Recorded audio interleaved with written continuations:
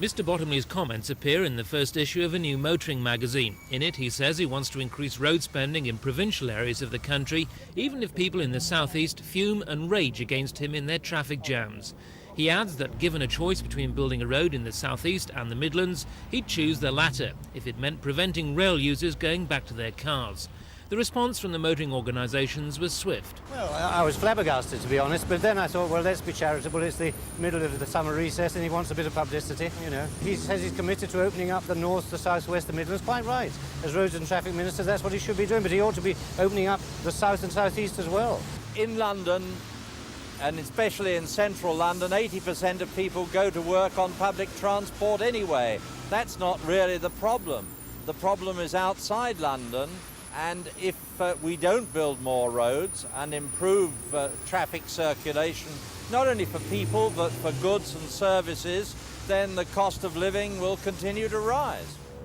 Behind Mr Bottomley's comments is the realisation that improving the southeast roads will only see more people switch to them from public transport. Critics argue that many people prefer to use their cars because existing public transport isn't good enough.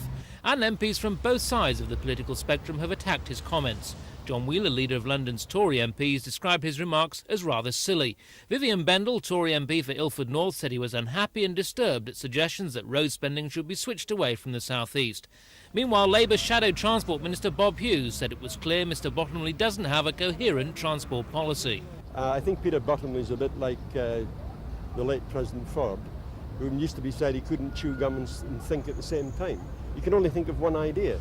And what we have to do is look not just at problems of London, but of course the problems of the whole country. And of course the north of England, and Scotland as well, which he doesn't seem to recognise. We do have problems there as well. But you've got to have an overall strategy. Apparently they haven't got it. Tonight, however, Mr Bottomley had some support from the Transport 2000 environmental group, who said new roads don't solve traffic problems. But they said there should be a better alternative than allowing drivers to fume and rage.